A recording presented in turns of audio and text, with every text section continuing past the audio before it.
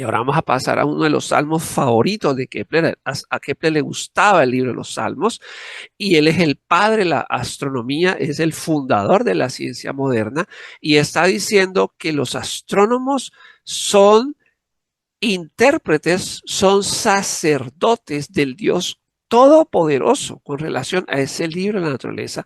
Y nos dice algo más, sobre todo para quienes les gusta el conocimiento, la filosofía, la ciencia, y que a veces se envanecen con este conocimiento y creen que saben más que Dios.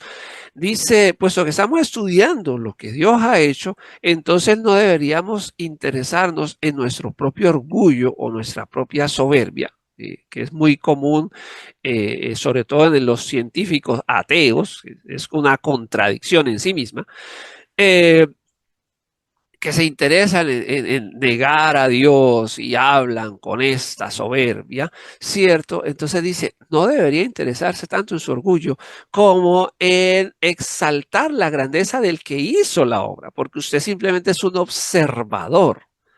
Hola, tenga muchas bendiciones de parte de Dios en este día.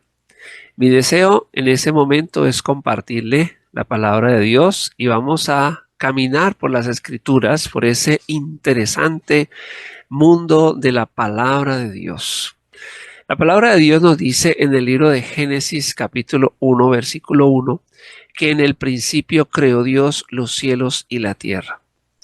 Este texto de la Biblia, si bien nos habla la Biblia de una religión, y muchas veces el hombre moderno confunde el hecho de que existen muchas religiones en el mundo y de que la mayoría de estas están basadas en fábulas, mitos, cuentos y cosas que la ciencia no ha podido probar. Sin embargo, muchos no notan que la Biblia hace una declaración majestuosa y es que no estamos dando lugar a la creencia en la Biblia de que el Dios de la Biblia sea adorado como en otras religiones por medio de los elementos que existen. Por ejemplo, si nosotros miramos muchas mitologías, vamos a encontrar que se adora al sol, que se adora a la luna, que se adora a los astros, y esa es casi la constante de todas las religiones del mundo. Se ve a Dios, ya sea en el politeísmo, a través de muchos dioses, o en el panteísmo, en la creencia, por lo menos de las religiones de la India, de que todo es Dios. Sin embargo, esa declaración que hace Génesis 1.1 marca una diferencia radical.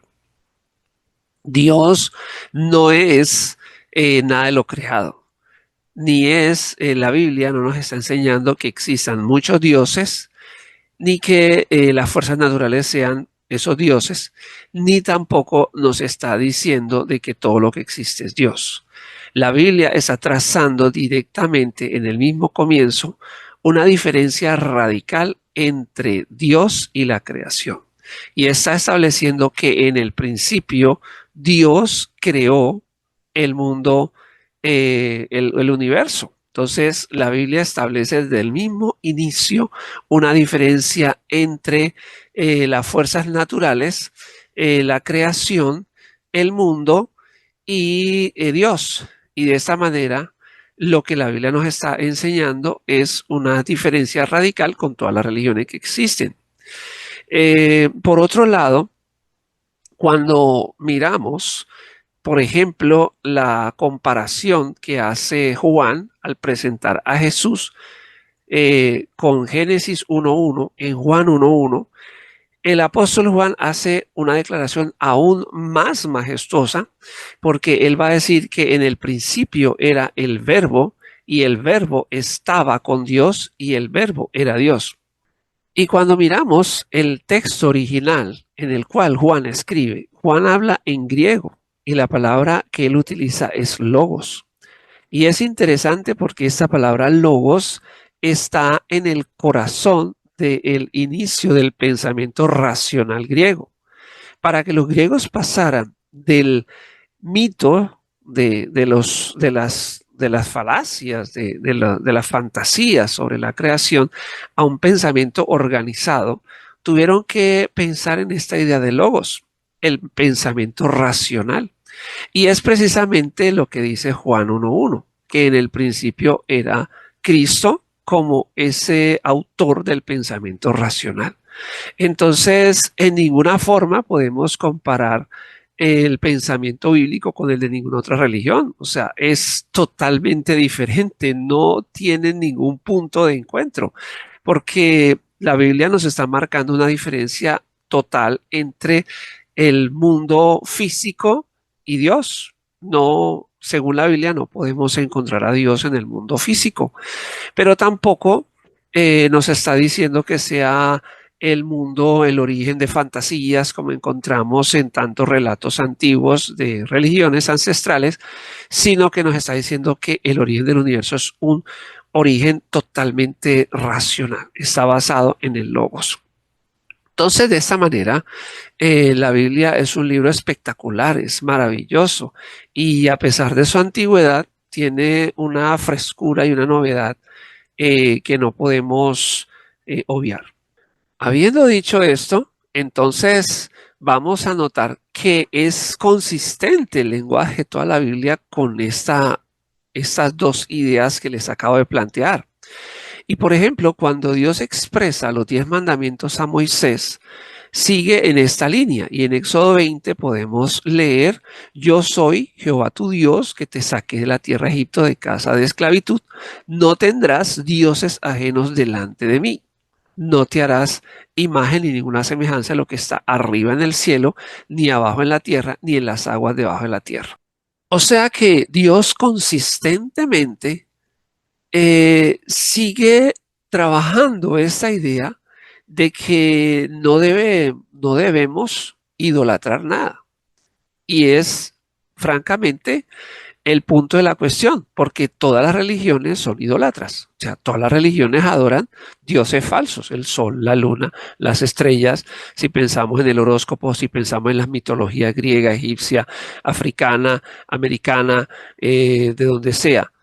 Ese es el error y Dios apunta directamente a la cuestión. No debemos fijarnos en los falsos dioses, ni siquiera en imágenes de cosas que Él ha creado, ni el sol ni la luna. Dice, no alzarás tus ojos a los cielos para adorar lo que está arriba, ni tampoco, como lo dice en Deuteronomio 4, ¿cierto? No sea que alces tus ojos a los cielos y al ver el sol, la luna, las estrellas, seas inclinado a adorarlas, porque el Señor la ha dado a los demás pueblos de la tierra, pero a usted el Señor los ha elegido para que sean su pueblo.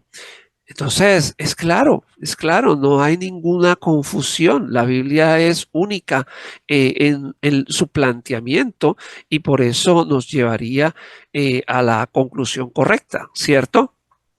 Ahora, algo muy interesante que quisiera plantearles hoy es que muchas personas también han creído erróneamente que la ciencia contradice a Dios. Tal vez desconocemos el origen de la ciencia moderna. Hay un sociólogo de la Universidad de Washington, Rodney Starks, que hizo un estudio acerca del origen de la ciencia y él descubrió algo muy interesante. Y es que de las primeras 52 estrellas científicas de las ramas científicas, digamos, fundacionales, y entre ellas vamos a comenzar a hablar que la primera rama científica que se va a establecer es la astronomía. Pero de esas 52, digamos, fundadores de esas ramas científicas originales, 50 eran cristianos. Y entonces, ¿qué sucede? O sea, hay una gran mentira que incluso la academia y los colegios también están enseñando, y es que la ciencia ha contradecido a Dios. Y es porque se desconoce el origen de la ciencia. No se le cuenta a nuestros estudiantes que la ciencia tiene origen en la palabra de Dios.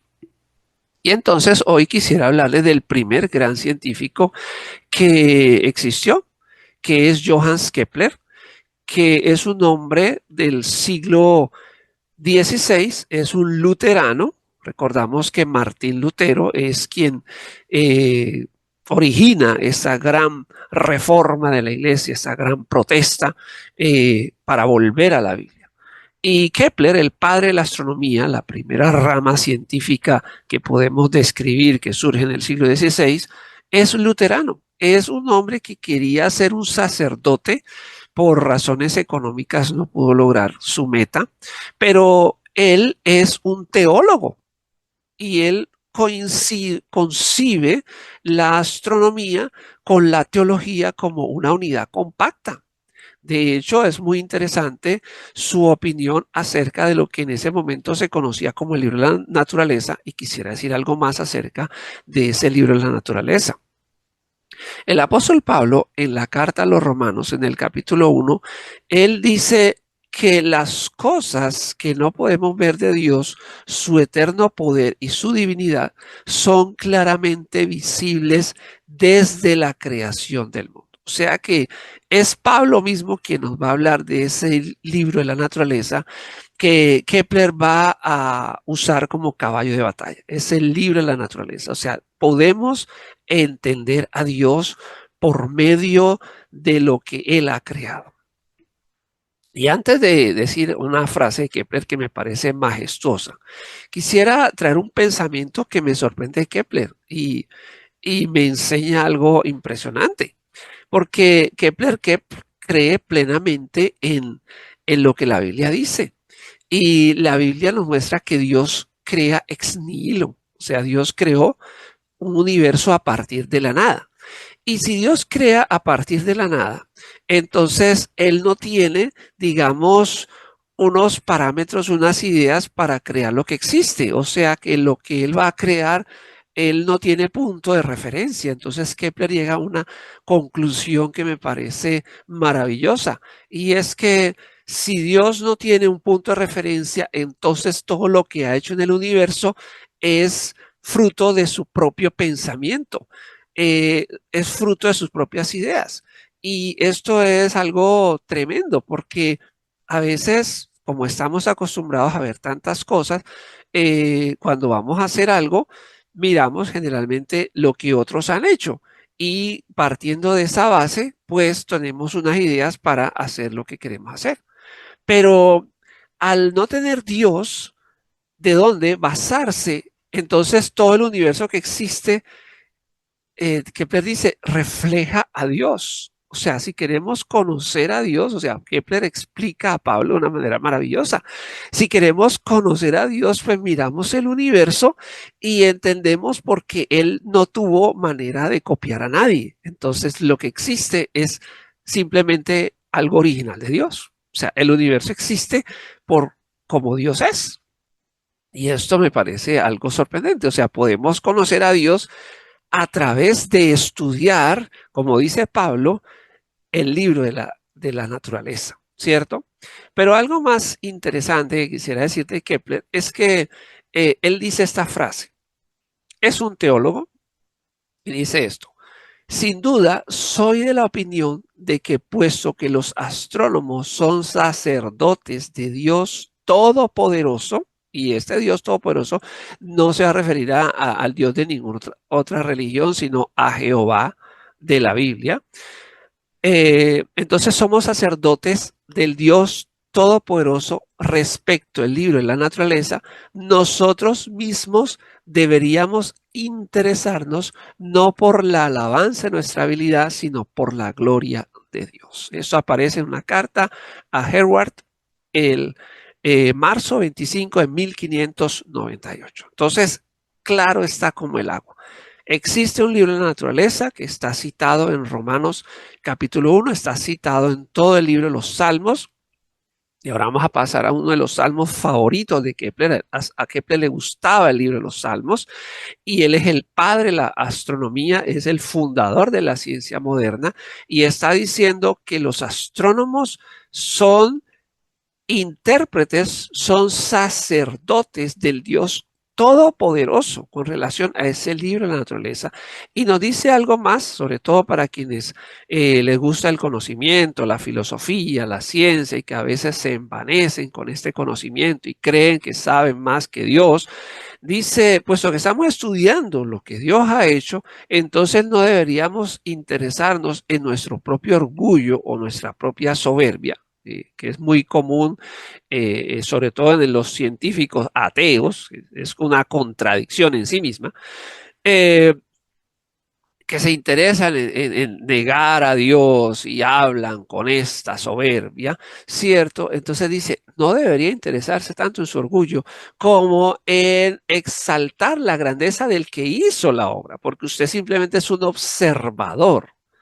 Y si es tan bueno y si es tan maravilloso al observar y decir con sus palabras lo que Dios ha hecho, pues imagínese cuán maravilloso será el mismo autor de esa obra. Entonces, es impresionante saber cómo nos han engañado, incluso no solamente las religiones falsas, sino la ciencia moderna también ha terminado siendo un gran engaño, porque queremos llegar a esta conclusión a través de lo que estamos diciendo. Es que si existe ciencia, si existen principios racionales, es porque hay un Dios que los puso allí. Y si tenemos esa certeza científica de que existen unas leyes, es innegable que hay un logos detrás de todo. Entonces, ¿cómo todavía hay tanta cabida para el secularismo y la idea de que Dios no existe y la idea de que la ciencia ha negado a Dios y tantas tonterías que se dicen hoy en día? O sea, no caemos en la cuenta de que si existe ciencia, la ciencia jamás podría negar a Dios. La única conclusión a la que podemos llegar, como llega Kepler, el fundador de la ciencia moderna, es que si existe ciencia es porque existe Dios, porque Dios es un Dios legislador y Él establece los principios en el universo para que se puedan descubrir. Entonces, ¿cómo puede haber un científico ateo? O sea, no entendemos esto. Realmente esto no tiene ningún sentido ni bíblico, ni histórico, ni filosófico, ni es más, un científico ateo que no creyera en que exista un orden detrás de todo, si se le diera a él la oportunidad de crear la ciencia, no la podría crear. Entonces, ¿cómo pensamos de esta manera? ¿Cómo no entendemos? Ahora me gusta mucho algo que Kepler dice y es que cuando él descubre sus tres leyes del movimiento de los planetas, algo impresionante, él va a decir, no me preocupa si nadie me entiende, porque Dios ha tenido que esperar 6.000 años a que alguien le entienda. Bueno, no diría que Kepler es muy soberbio, pero no es la soberbia del orgullo, sino que es la soberbia de la verdad. Él sabe que él es el único que ha alcanzado a entender a Dios después de 6.000 años. Y él va a decir eso. Y hoy en día la gente lee esa cita y se estremecen al pensar, bueno, sí, tienes razón, es el único que lo entendió después de 6.000 años. Pero la cita de él dice, si Dios tuvo que esperar 6.000 años para que yo lo entendiera, el único hombre que lo ha entendido hasta ahora soy yo, después de 6.000 años. A mí no me preocupa si yo tengo que esperar 100 años a que alguien me entienda a mí. Y efectivamente, 100 años después, el que lo va a entender es Isaac Newton. Entonces, eh, eso me parece impresionante. Dios ha tenido que esperar a 6.000 años que apareciera Kepler. No es de sorprender que hoy en día mucha gente no entienda a Dios. Pero bueno, eso no importa. Dios tiene la razón. Algún día lo entenderán. Y si no lo entendemos ahora, pues ojalá no sea demasiado tarde para entenderlo cuando estemos frente a su trono algún día. Es mejor que le entienda ahora y que trate de entender el pensamiento de Dios.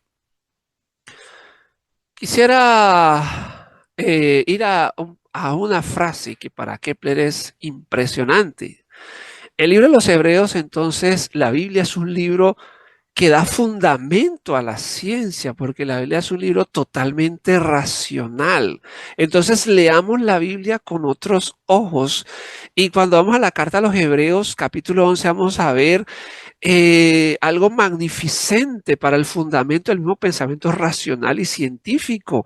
Y dice Hebreos 11, 1. que la fe es la certeza de lo que se espera y es la convicción de lo que no se ve. Dice que por la fe nosotros entendemos, Hebreos 11:3, que el universo fue constituido por la palabra de Dios. El universo es separado de Dios. El universo, no debemos adorar ni el sol, ni la luna, ni las estrellas, ni nada, porque el universo bíblicamente, teológicamente y real y científicamente es algo separado de Dios y fue el fruto de la palabra de un Dios racional. Así que lo que se ve viene de lo que no se ve. Sin embargo, algo que marca el pensamiento de Kepler está en Hebreos 11:10.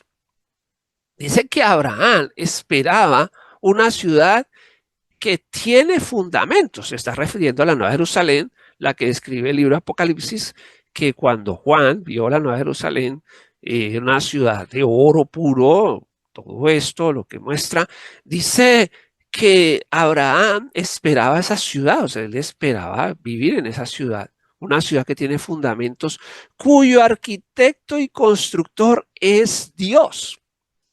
Aquí volvemos a Kepler. Y aquí vamos a ir tanto a ciencia como a teología, como a principios universales, principios racionales. O sea, Kepler dice, ¿por qué podemos estudiar el orden bueno, estoy parafraseando, ¿cierto? ¿Por qué podemos estudiar este orden? ¿Por qué podemos hacer esta ciencia? Pues porque hay un arquitecto y los arquitectos hacen planos. La Biblia está diciendo, esto ya estoy hablando por mí mismo, la Biblia está diciendo que Dios es el arquitecto y constructor de la ciudad. Entonces, siguiendo con el pensamiento de Kepler, él dice, bueno, si existe un arquitecto y si Dios es el arquitecto, entonces el universo tiene unos planos definidos y podemos estudiar esos planos y podemos entender la mente de Dios si pensamos de una manera lógica arquitectónica y podemos encontrar los principios de la formación y la fundación del universo porque esos planos existen y están originalmente en la mente de Dios. Impresionante. Entonces repito lo que dice Hebreos 11:10, porque es muy importante que Abraham esperaba la ciudad construida por Dios, el arquitecto, el arquitecto. Bueno, vamos a ir hacia el final de esta meditación pensando en una cita que le gustaba mucho a Kepler y es Salmo 8, 3 y 4. Y aquí queremos entonces ver, no inventarnos cómo debió haber, cómo nos cuentan las historias ahora en las mitologías científicas modernas. No, es que la ciencia es fruto del ateísmo. No, o sea, es la realidad. ¿Cómo surge la ciencia? Es un hombre de Dios que lee la Biblia, que es apasionado por la Biblia. Y él va a decir que le gusta mucho los salmos. Y los salmos hablan del libro de la naturaleza. Y el salmista David escribió hace 3000 años atrás. Salmo 8:1. Oh Jehová, Señor nuestro, cuán glorioso es tu nombre en toda la tierra. Has puesto tu gloria sobre los cielos. Versículo 3. Cuando veo tus cielos, obra de tus dedos, la luna y las estrellas que tú formaste, digo, ¿qué es el hombre para que tengas de él memoria y el hijo del hombre para que lo visites? Es algo tremendo. Si abrimos nuestros ojos, podremos contemplar a Dios en todas sus obras, como los primeros científicos, no como esta mentira que nos están contando. Personas que se quieren reinventar la ciencia y la historia y todo lo demás. No, la Biblia nos habla del principio de un Dios racional que ha puesto su gloria en toda la tierra, en los cielos, y contemplar los cielos nos lleva a adorarle. Y esa frase, que los cielos son obra de los dedos de Dios, pensamiento hebreo que Kepler admiraba. Dios pensó y creó los planos del universo, pero luego los materializó con sus dedos. Hay orden en el universo, gracias a Dios.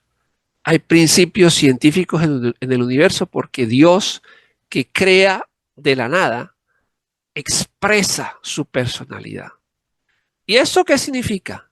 Que Dios es un Dios de orden, que Dios es un Dios lógico, que Dios es un Dios racional. Es más, Kepler era un matemático, fue tal vez o seguramente el matemático más brillante de su tiempo.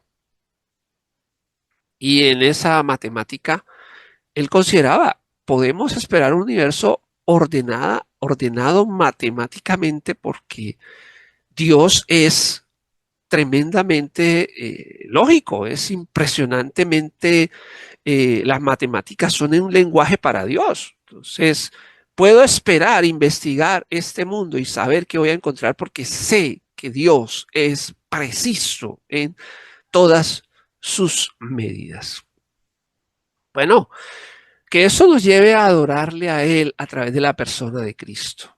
Cuando Juan presenta a Jesús, dice que en el principio era Cristo. Y Cristo fue el que hizo todas las cosas. Y dice ahí en Juan 1:1 que Él es el logos, ¿cierto? Que Él es el verbo, que Él es el pensamiento racional. Y que todas las cosas, Juan 1:3, todas las cosas fueron hechas por Él. O sea, todas las cosas fueron hechas por Cristo en un orden impresionante, como el arquitecto, como el organizador, como el matemático, como el ingeniero, como esa persona súper precisa, que no puede ser adorado por medio de sus obras, sino directamente, ¿cierto? Y sin Cristo, nada de lo que ha sido hecho sería hecho. Adoremos a Dios y adoremos a Cristo por medio de entender todas estas maravillas del cosmos. Yo le invito a que usted venga al único camino. Pueden existir muchas religiones del mundo, pero no es cierto lo que dice ese refrán de que todos los caminos conducen a Roma. Puede ser que todos los caminos lleven a esa ciudad, pero todas las religiones no llevan a Dios. Solamente en la revelación que Dios nos da por medio de la Biblia es que podemos conocer al Dios único y verdadero. Que Dios le bendiga.